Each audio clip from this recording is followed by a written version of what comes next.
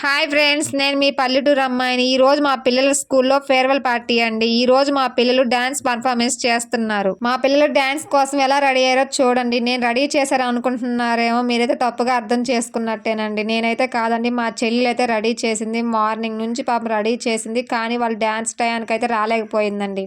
పిల్లల్ని మార్నింగ్ 9 కల్లా తీసుకోరమ్మన్నారండి, కానీ నాకైతే కొంచెం లేట్ అయింది. మా చెల్లెలు రెడీ చేస్తా లేట్ అయిపోయిందండి. పాపం తనైతే డాన్స్కి అయితే అందుకోలేకపోయింది. డాన్స్ అయిపోయినాకైతే వచ్చింది.